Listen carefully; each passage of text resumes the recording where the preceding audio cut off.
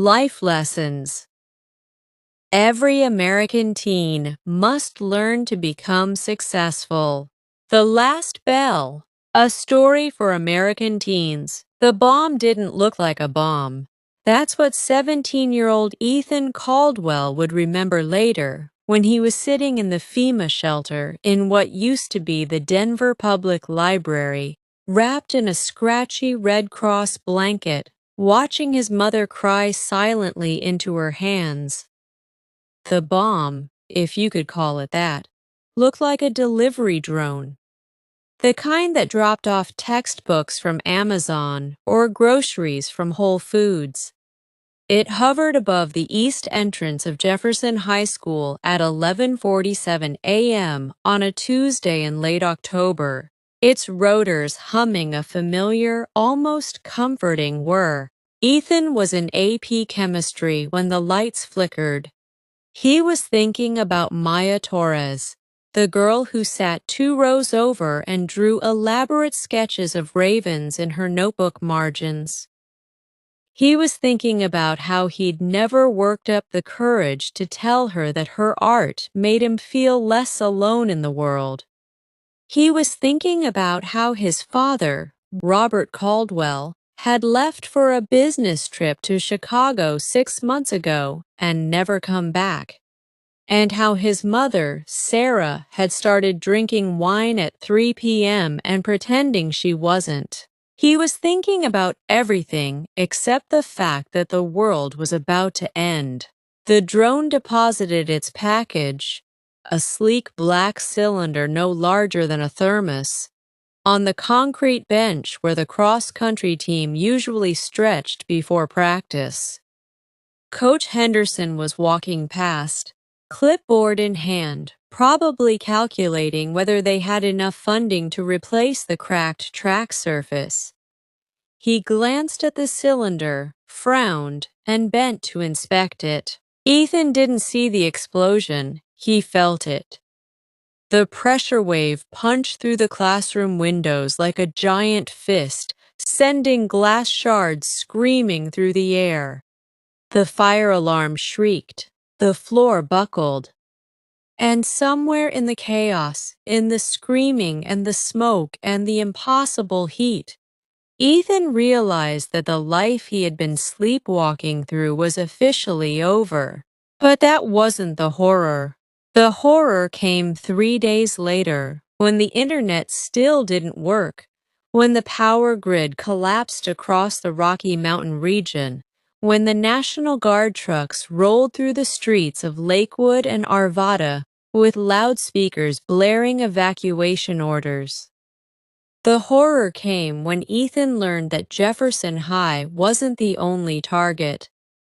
Columbine High, Arapahoe High, STEM School Highlands Ranch, all hit within 17 minutes of each other, all by drones that looked like they were delivering textbooks.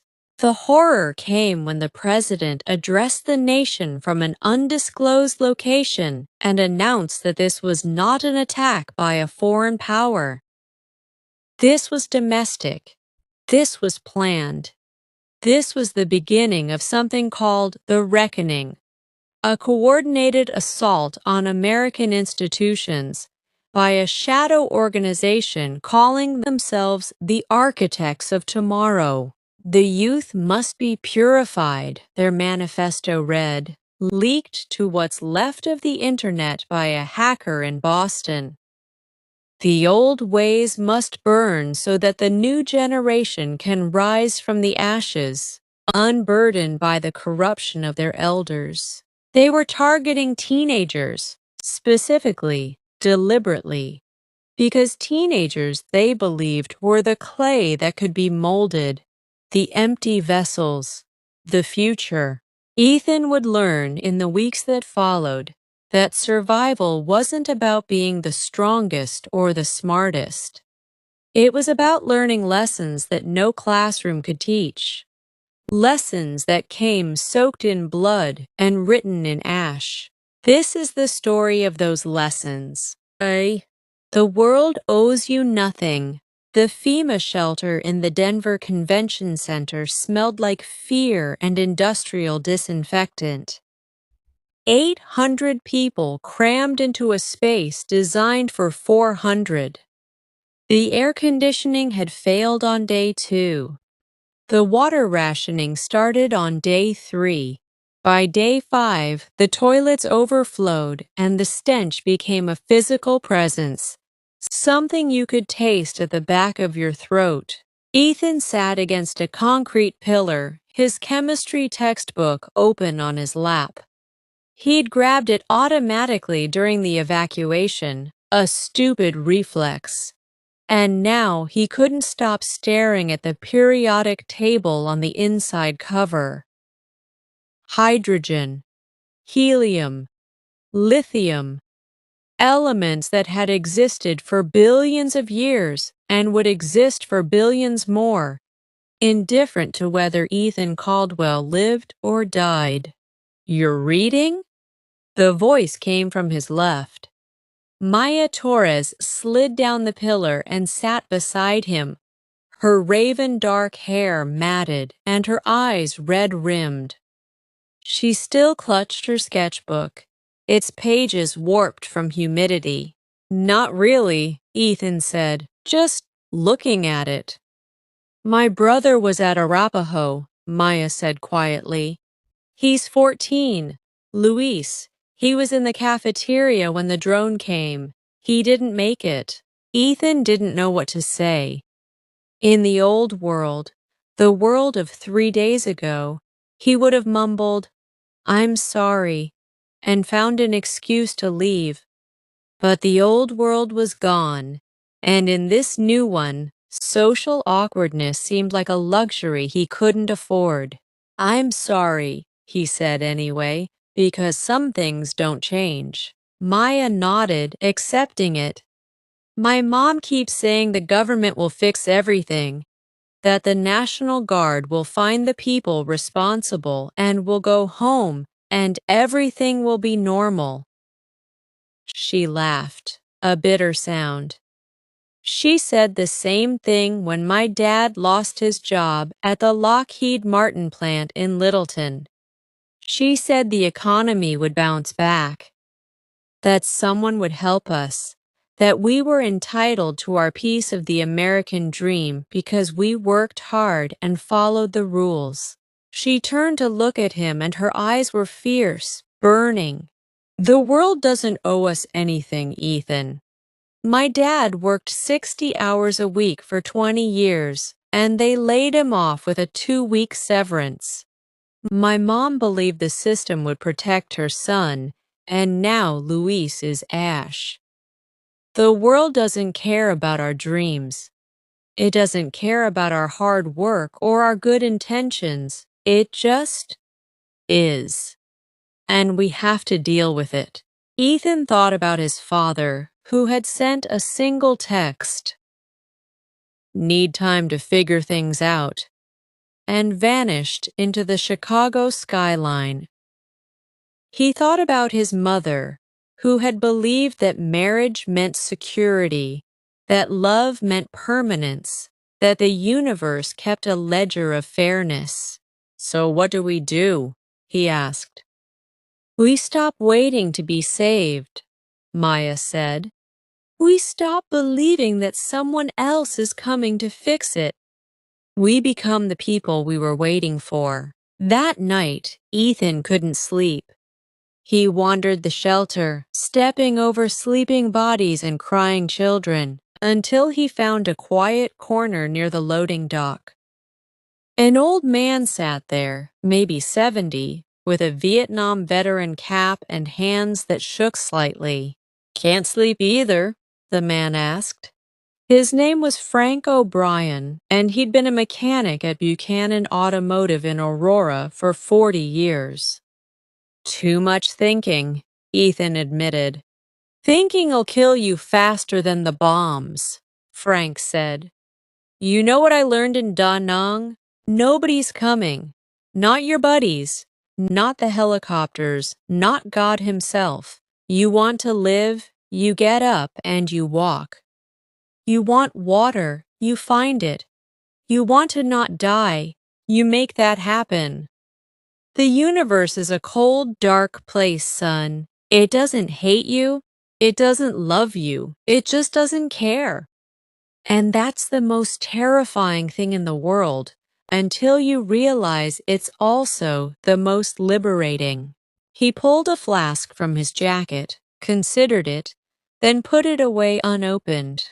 You're young. You think the world is supposed to make sense. It's not. It's chaos. Beautiful, terrible chaos. And the sooner you accept that, the sooner you can start building something in the middle of it. Ethan sat with Frank until dawn, listening to stories of jungle patrols and monsoons and friends who didn't come home.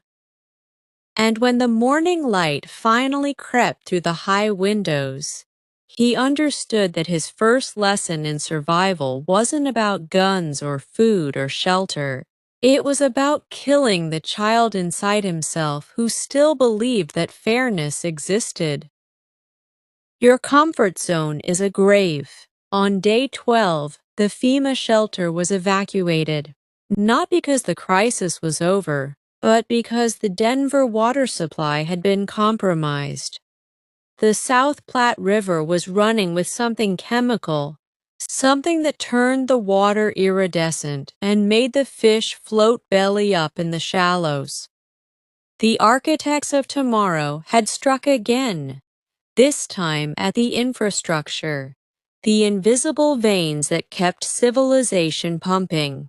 Ethan, Maya, and a loose group of survivors found themselves on a convoy of military trucks heading east, toward Kansas, toward the theoretical safety of the interior. The theory lasted until the convoy reached Lyman, where the highway was cratered by IEDs and gunfire erupted from the overpasses. They scattered. Ethan ran until his lungs burned, until his legs turned to jelly, until he collapsed in a drainage ditch beside Interstate 70 with Maya and 3 others. Jake Brennan, a wiry junior from Cherry Creek High who'd been a state champion wrestler. Sophie Chen, a quiet girl with a Caltech sweatshirt and a backpack full of medical supplies. And Marcus Webb, a 20-year-old dropout who'd been working at the Denver International Airport baggage claim when the world ended. "We need to move," Marcus said, his voice tight. "They'll sweep this area. We need to get off the highway and find cover." "Where?" Jake demanded. He was shaking, adrenaline making him aggressive. "Where is safe? My parents are in Boulder. I need to get to Boulder." "Boulder's gone," Marcus said flatly. "I heard it on the radio before the stations went dead. Drones hit the university, the hospital, the water treatment plant. It's gone." Jake lunged at him, and Ethan had to pull him back. The wrestler was strong, but he was also terrified, and terror makes you stupid. "We can't stay here," Sophie said, her voice surprisingly steady. She was pulling items from her backpack: bandages, antiseptic, a stethoscope. "I was pre-med. I know basic trauma care. But I can't help anyone if we're dead. We need a plan."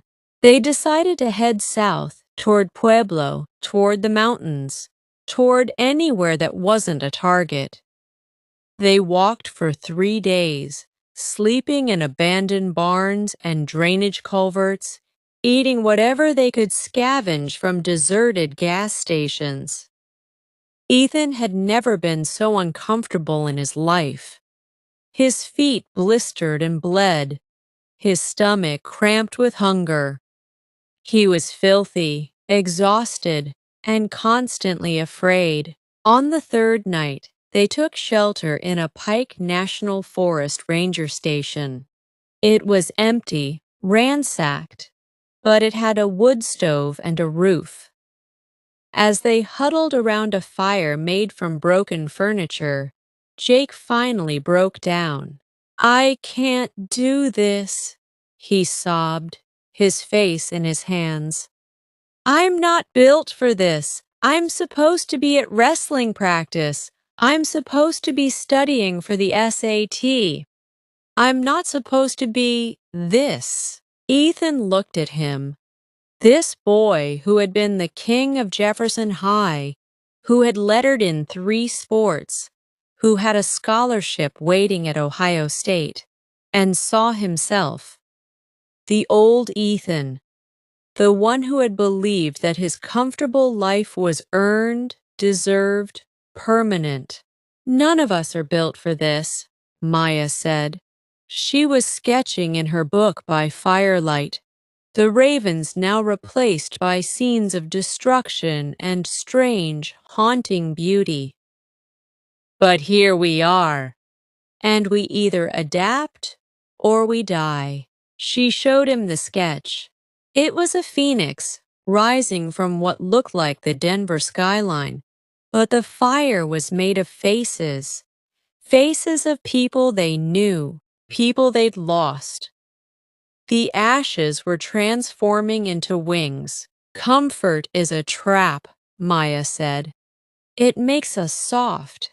It makes us believe we need things we don't."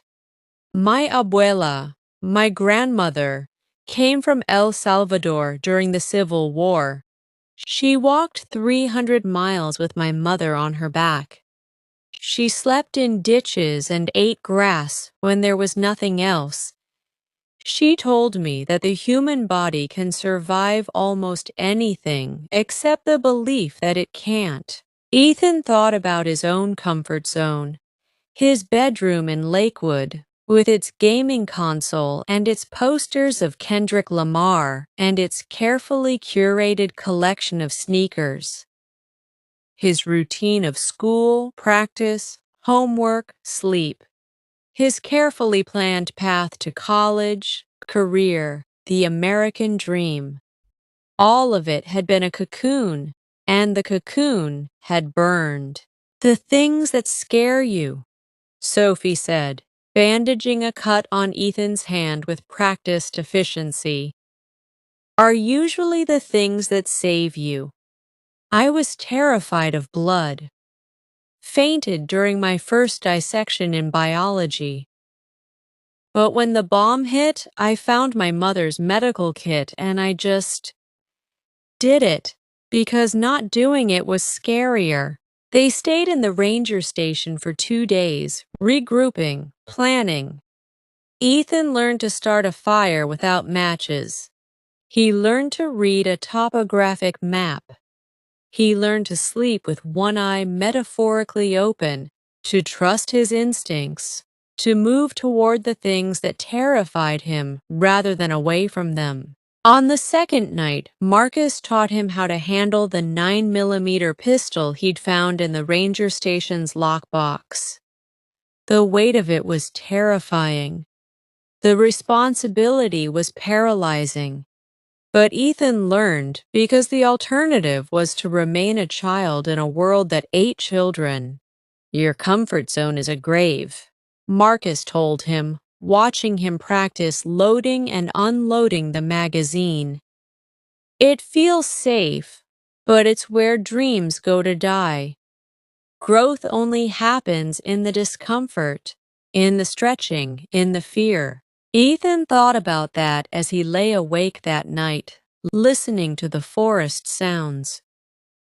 He thought about all the things he'd been too afraid to do: ask Maya out, stand up to his father, tell his mother the truth about her drinking, apply to the art school in New York instead of the safe state university his parents wanted. He'd stayed comfortable, and in staying comfortable, he'd stayed small. Never again, he promised himself, never again. Oh, failure is data, not destiny. They reached Pueblo on day 17, only to find it wasn't the sanctuary they'd hoped for. The city was under martial law, controlled by a National Guard unit that had gone rogue, enforcing a brutal curfew and confiscating supplies from civilians. The group was arrested within hours of entering the city limits, thrown into a holding cell in what used to be the Pueblo County Courthouse. The cell smelled of urine and despair. 12 people crowded into a space meant for 4. An old woman in the corner was coughing blood. A child was crying for his mother, who had been separated from him at the checkpoint. "We failed," Jake whispered, his head in his hands. "We walked all this way. We survived all that, and we failed." Ethan wanted to agree. He wanted to rage against the unfairness, to pound the bars and scream. But something had shifted in him during those days in the wilderness. The comfort zone was gone. The expectation of fairness was dead. And in their place, something harder and more resilient had begun to grow. "This isn't the end," he said. "This is just data, information. We know Pueblo is hostile. We know the guard unit here is corrupt. We know we need a different approach. That's not failure. That's intelligence." Maya looked at him, surprised. "When did you become an optimist?" "I'm not," Ethan said. "I'm just practical. My dad used to say that every experiment that doesn't work isn't a failure. It's just a result you didn't expect. You note it, you adjust, you try again." The words felt strange in his mouth. He hadn't thought about his father in weeks.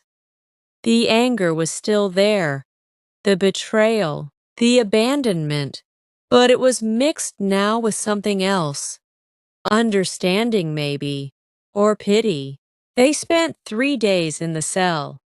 3 days of planning, of observing the guards' routines, of making connections with other prisoners. Sophie treated the sick as best she could with limited supplies. Maya drew detailed maps of the courthouse layout from memory, based on what she'd seen during their processing. Marcus traded information. He'd worked at the airport. He knew logistics. He knew how supply chains worked. On the third night, they executed their plan. It wasn't elegant. It wasn't heroic. It was messy and terrifying, and several things went wrong. Jake sprained his ankle jumping from a second-story window. Sophie was nearly caught by a patrolling guard. Ethan had to use the pistol, firing warning shots that echoed like thunder in the Pueblo night. But they made it. They escaped into the Arkansas River bottomlands, exhausted and injured and alive. "We didn't fail," Ethan panted as they collapsed in a thicket of cottonwoods. "We gathered data. We adjusted. We tried again." Jake laughed, a wild, slightly unhinged sound. "You're insane, Caldwell. But you're right. We didn't fail. We just found a way that didn't work." That became their mantra in the weeks that followed. Every dead end was data. Every mistake was a lesson. Every time they were forced to retreat, they retreated with new knowledge, new skills, new understanding of the world they were navigating. They learned that the Arkansas River Valley had fertile soil and abundant water if you knew where to look. They learned that abandoned farms still had seeds in their barns, tools in their sheds, knowledge in their soil. They learned that communities were forming in the rural areas, people banding together for protection and mutual aid, rejecting the chaos of the cities. They joined one such community, a loose collective of survivors in the San Isabel National Forest, and Ethan found himself applying his failure as data philosophy to everything. He failed at gardening, planted too early, lost crops to frost. Data, check the almanac, watch the weather patterns. He failed at hunting, scared off deer, wasted ammunition. Data, learn tracking, learn patience, learn the animal's patterns. He failed at leadership, tried to organize a work detail, micromanaged, created resentment. Data, delegate, trust, communicate. Each failure was a brick in the foundation of something new, something stronger. Your network is your net worth. The community in San Isabel was called Hope's Landing, though no one was quite sure who had named it. It consisted of 47 people living in a cluster of cabins and tents near a mountain lake, surviving through a combination of hunting, foraging, gardening, and sheer stubbornness. Ethan quickly realized that survival wasn't an individual sport. It was a team effort, and the quality of your team determined your quality of life. Reverend Amos Cole, a 60-year-old Baptist minister from Alabama who had been visiting his daughter in Colorado Springs when the attacks hit, became the community's moral compass. He couldn't hunt or farm, but he could mediate disputes, offer comfort, and remind people why they were fighting to live. Dr. Elena Vasquez, a veterinarian from Pueblo who had lost her practice and her husband in the same week, became their medical expert. She knew animal medicine, which translated surprisingly well to human trauma when necessary. She knew herbs and healing plants. She knew how to set bones and stitch wounds. Tom and Linda Harding, a retired couple from Nebraska who had been RV-ing through the mountains, brought practical skills that seemed almost magical. Tom could fix anything mechanical with duct tape and determination, while Linda could turn the most meager ingredients into meals that tasted like hope. Darius Johnson, a former Army Ranger from Detroit, provided security and training. He taught them to patrol, to defend, to think tactically. He also taught them discipline, the kind that comes from knowing that your actions affect everyone around you. And then there was Eleanor Vance, a 75-year-old retired librarian from Boulder who seemed frail but possessed a mind like a steel trap. She remembered everything: weather patterns, plant identification, historical precedents for crisis management, the complete works of Shakespeare. Knowledge is the only currency that matters, she told Ethan one evening as they shelved books she'd salvaged from a ruined cabin. Gold is heavy, paper money is useless. But what you know, what you can teach, what you can share, that's wealth that can't be stolen. Ethan thought about his old life, his old friendships, the superficial connections based on shared classes and similar social status, the Instagram followers and Snapchat streaks, the network that had evaporated the moment the internet died. He'd had hundreds of friends, and no one he could truly rely on. Now he had Maya, who could read his moods before he spoke. Sophie, who would walk through fire to help someone in need. Marcus, who had his back in every fight. Jake, who had transformed from a terrified athlete into a reliable protector. And the adults of Hope's Landing, who treated him not as a child to be managed, but as a person to be respected. Your network is your net worth. Darius told him during a weapons training session. Not your bank account, not your GPA, not your follower count. The people who will show up when everything is burning. The people who will tell you the truth when you need to hear it. The people who will carry you when you can't walk, and let you carry them when they can't. That's wealth. That's success. Ethan took that lesson to heart. He started building connections deliberately, intentionally. He learned everyone's name in Hope's Landing. He learned their stories, their skills, their fears.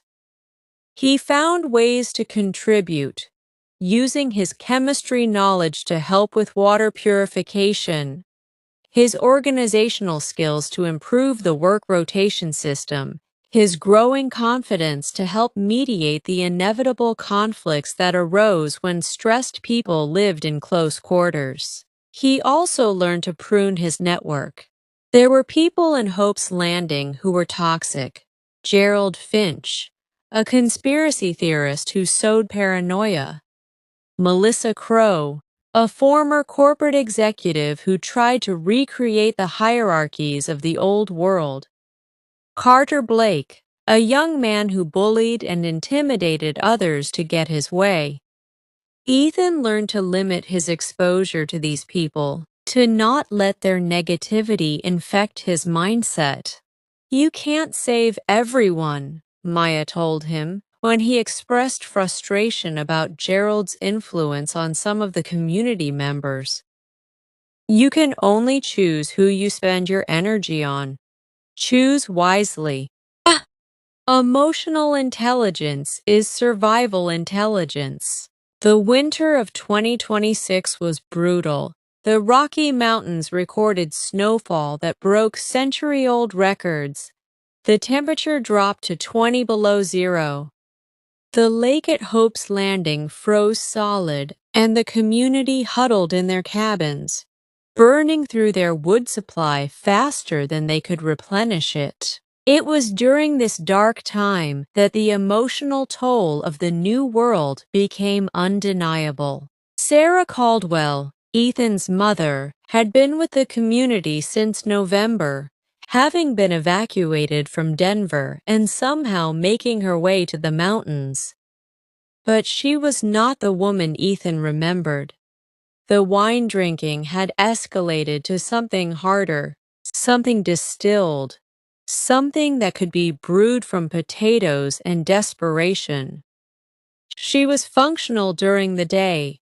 She helped with laundry, with childcare, with the endless mending of clothes. But at night, she disappeared into a bottle and a fog of memories. Ethan tried to confront her. "Mom, you need to stop. We need you. I need you." She looked at him with eyes that were present and absent simultaneously. "You don't need me, Ethan. You've built your own life, your own family. I'm just extra, just baggage." "That's not true," he said, but his voice lacked conviction. Part of him agreed with her. Part of him was angry. At her for checking out. At his father for leaving. At the world for making him parent his own parent.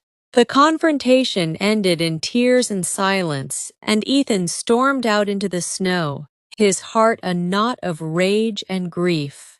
He found Maya in the supply cabin, inventorying their dwindling food stores. She took one look at him and said, "Your mom? How did you know?" "Because that's the face you make when you're trying not to feel something." She set down her clipboard. "Talk to me. Actually talk. Not the surface stuff. The real stuff." And Ethan did. He talked about his father's abandonment, about his mother's decline, about the guilt he felt for being angry at them when they were suffering. He talked about his fear that he was fundamentally unlovable, that everyone would eventually leave. That connection was just a prelude to loss. Maya listened. really listened. She didn't offer solutions or platitudes. She just held space for his pain. And when he was finished, she shared her own. The survivor's guilt over Luis, the rage at the architects, the fear that her art was meaningless in a world that had burned. Emotional intelligence isn't about being nice, she said. It's about being real. It's about knowing what you're feeling, why you're feeling it, and how to express it without destroying yourself or others. It's the most important skill in the world, and they don't teach it in school. She was right. In the months that followed, Ethan watched as emotionally intelligent people thrived in the new world, while those who lacked it struggled. Darius could de-escalate conflicts that would have turned violent. Reverend Cole could comfort the grieving without trying to fix them. Dr. Vasquez could deliver terrible news with compassion and clarity, and those who lacked emotional intelligence, Gerald, Melissa, Carter, created chaos. They couldn't read a room, couldn't regulate their own emotions, couldn't empathize with others' perspectives.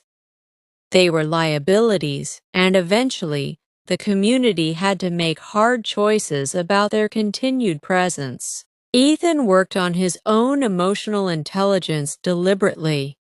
He practiced naming his feelings instead of numbing them. He practiced listening without planning his response. He practiced empathy, trying to understand his mother's pain instead of judging her coping mechanisms, trying to understand his father's weakness instead of condemning his abandonment. It didn't fix everything. Sarah still drank. Ethan still had moments of rage and despair, but he was no longer controlled by his emotions. He was informed by them, guided by them, but not ruled. But adaptability is the only sustainable advantage. Spring came late to the mountains, but when it arrived, it brought transformation. The snow melted, the rivers ran high and clear, the first green shoots pushed through the soil, and Hope's Landing emerged from its winter hibernation with new energy and new challenges. The world was changing. The initial chaos of the reckoning was settling into a new, unstable normal. The federal government, weakened but not destroyed, was reasserting control in some areas. The architects of tomorrow had been largely dismantled.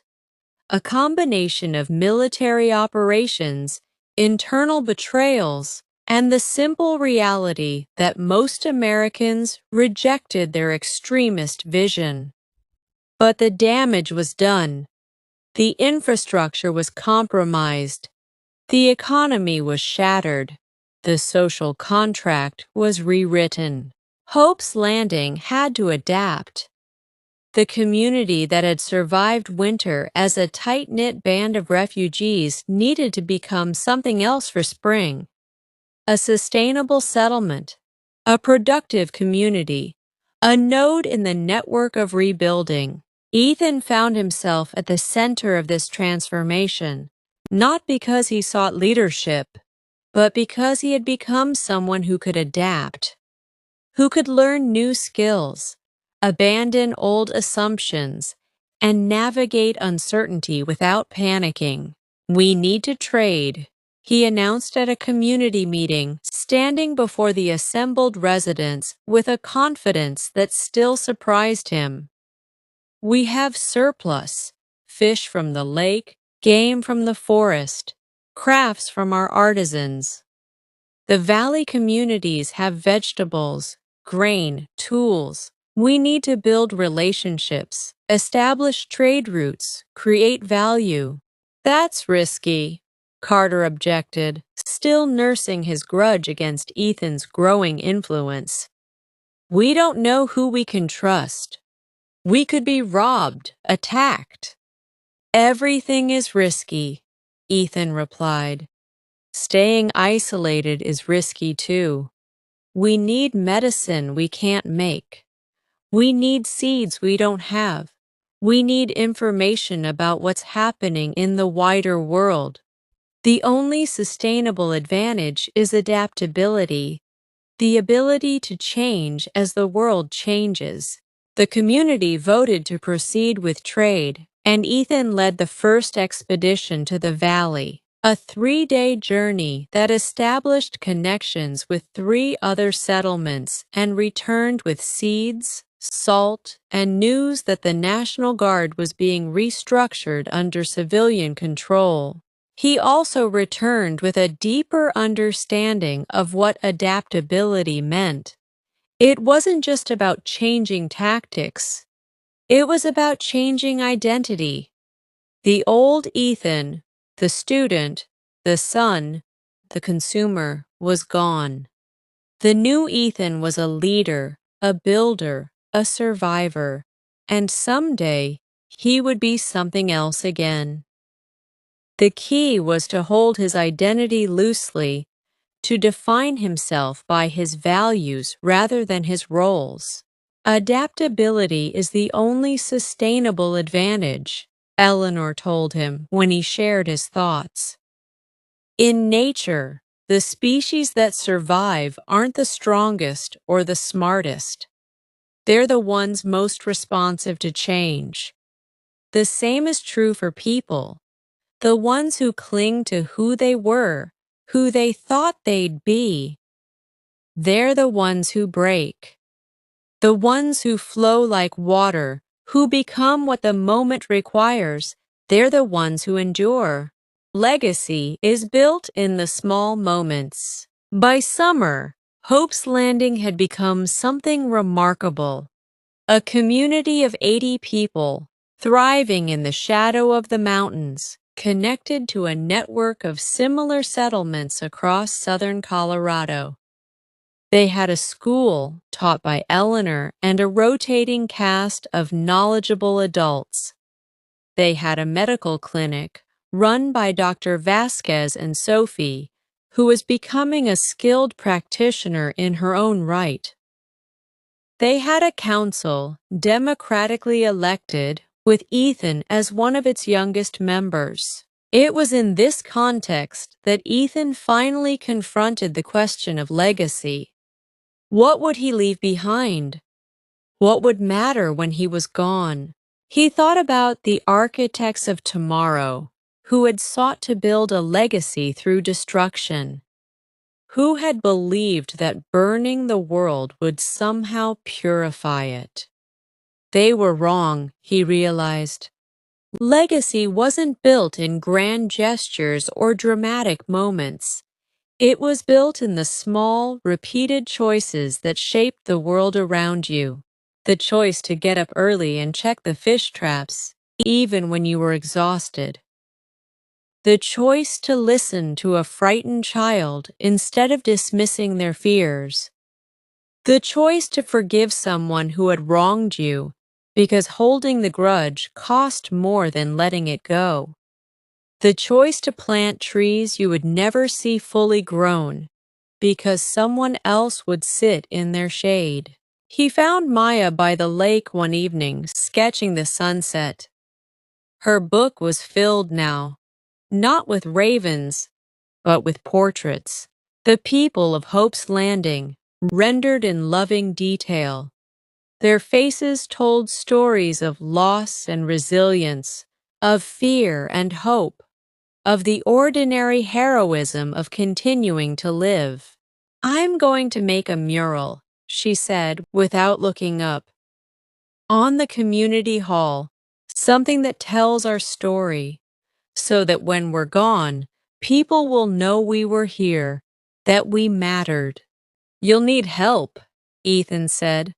I'm not an artist, but I can hold a ladder. I can mix paint. I can be there. She smiled, and in that smile was everything they had been through, everything they had become. That's the thing, Ethan. You don't need to be the artist. You just need to show up, to do the work, to be present. That's how legacy is built. Not in the spotlight, in the shadows, in the support, in the love. The mural took 3 weeks. It depicted the journey from Denver to the mountains, the destruction, the walking, the winter, the spring.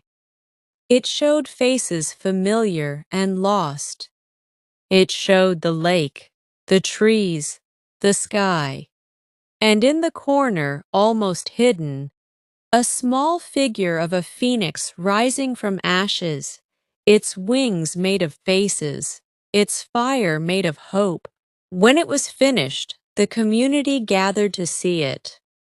There was no ceremony, no speeches, just people standing together, looking at what they had created, understanding that they had built something that would outlast them. Ethan stood with his mother, who had been sober for 2 months, who had found purpose in teaching the younger children to read.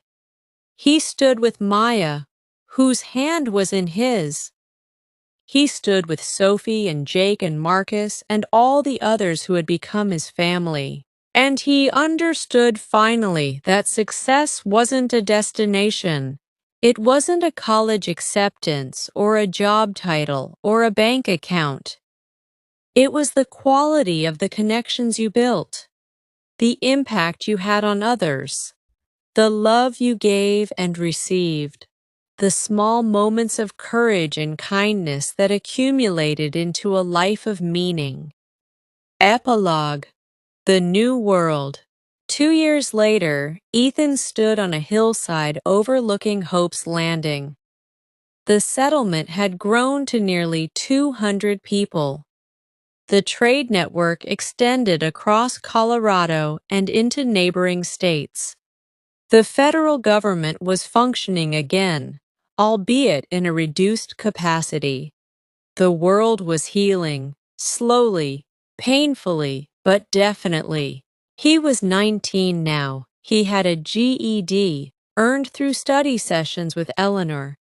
He had skills, leadership, survival, emotional intelligence, adaptability that no classroom could have taught him.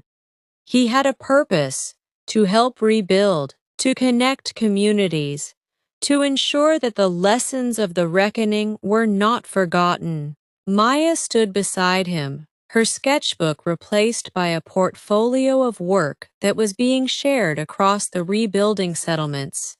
Art that told the story of survival, that reminded people of their shared humanity.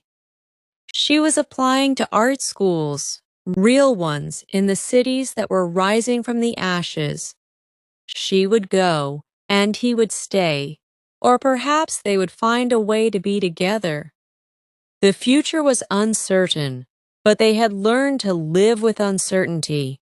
"Do you ever think about the old world?" she asked. "The way things were?" "Sometimes," Ethan admitted, "but I don't miss it. I miss the people we lost. I miss the innocence, but I don't miss who I was. I don't miss the sleepwalking." He looked down at the settlement, at the smoke rising from chimneys, at the children playing in the fields, at the mural on the community hall that had faded slightly but still told its story. "The reckoning was horror," he said. "It was the end of the world, but it was also the beginning. And I think we needed to be broken open, to be forced to learn what really matters, to stop taking everything for granted." Maya nodded. "The architects thought they were teaching us a lesson through destruction. They were wrong. But we did learn lessons. The hard way, the only way that really sticks." Ethan thought about the 7 lessons that had become his foundation. The world owes you nothing, so stop waiting and start building. Your comfort zone is a grave, so embrace the discomfort of growth. Failure is data, not destiny. So keep experimenting, keep adjusting, keep moving. Your network is your net worth, so invest in relationships that matter. Emotional intelligence is survival intelligence, so know yourself and understand others. Adaptability is the only sustainable advantage, so flow with change rather than fighting it. Legacy is built in the small moments, so show up, do the work, be present. These were the lessons every American teen needed to learn, whether the world was ending or not, whether the bombs were falling or the sun was shining. Because the world was always changing, always challenging, always offering the choice between growth and stagnation, between fear and courage, between sleepwalking and waking up. Ethan Caldwell had woken up, and he would never go back to sleep. Closing note. To every American teen who has read this far, you don't need the world to end to learn these lessons. You don't need bombs or drones or doomsday. You need only the courage to look at your life honestly, to challenge your assumptions, to step out of your comfort zone, and to build something meaningful in the time you have. The future belongs to those who are awake, to those who adapt, to those who connect, to those who understand that success is not a destination, but a way of being in the world. You have everything you need. The lessons are all around you, waiting to be learned. The only question is whether you'll choose to learn them now, while you have time, or later, when time has become your enemy. Good luck. And if these stories of survival, growth, and human resilience have spoken to you, be sure to stay on this channel. Subscribe for more narratives that challenge you, inspire you, and remind you of what you're capable of. Because the best stories aren't the ones where the world ends. They're the ones where the people refuse to let it end them. Subscribe now. Stay awake. Stay alive. The end.